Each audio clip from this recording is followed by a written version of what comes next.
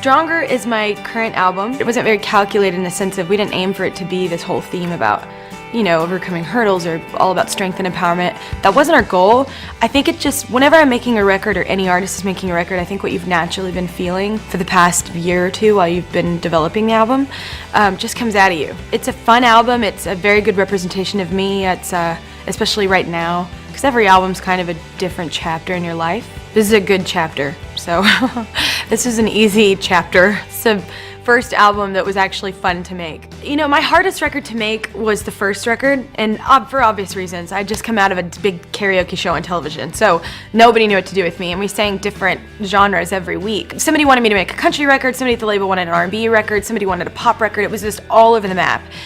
And nobody knew what to do, so it was a really, really tough record to make. And this is my 5th record with RCA Records, and I always love the creative process of the entire thing, but my favorite part was Jeff Aldrich, my A&R guy. He's the first guy to like Google me, like YouTube me, see what I do live, like, you know, like invest in me as an artist. He likes my writing, he likes how I sing, he likes my show. It was just a testament of like how much he really wanted to be a part of the record and how much he actually liked me as an artist. And working in that kind of environment, when someone invests in you, makes you want to invest in them.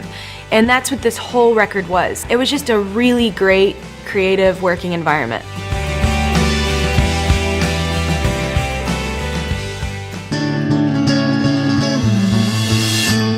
When I was younger, no one in my family did music, so I wasn't really like brought up like around it a whole bunch. Like I just really loved it. I like latched onto it like from an early age, and one of my favorite people was Reba McEntire. I just loved listening to her because I think everybody has a description when it comes to their voice. Like Bono sounds spiritual, like Annie Lennox sounds just like a diva, like it just sounds awesome, and Reba always sounded like home. She was one of my big influences, and I loved Aretha. I just loved the soulful feeling of what came out of her, and it was believable. Like I think the problem sometimes nowadays is artists can sing, yes, but it's not believable. I don't believe that you've had your heart ripped out, or I don't believe that you've ever been in love.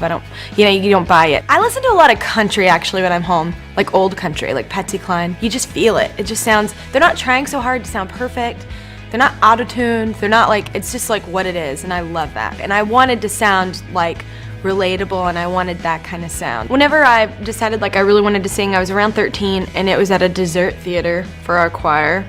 And it was the first time I ever got up and sang a solo, and everybody was asking me to sing a Mariah Carey song, because I like Mariah Carey and I always listened to her, and so I sang Vision of Love, and this old man, who no one to this day knows who he is, and I sound crazy, but I totally think he's like an angel or something, because nobody knew who he was. He wasn't anyone's grandpa, he wasn't anyone, nobody knew who he was in the room. Like later on, he was like, you have a gift and you need to like keep singing and you're gonna touch a lot of lives. And I was like, what? At like 13, I'm like, okay, old man. But like, it was really cool for me. So it was like my moment, like when I realized like, okay, well maybe I'll do it.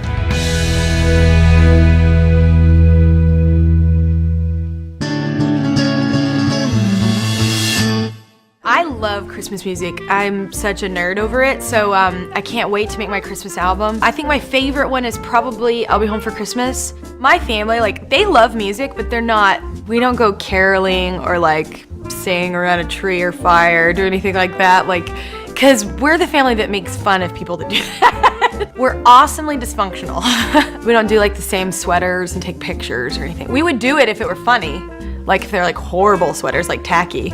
But yeah, we're more of a very like sarcastic bunch. My favorite part though of Christmas is definitely watching the kids. They are just like crazy excited.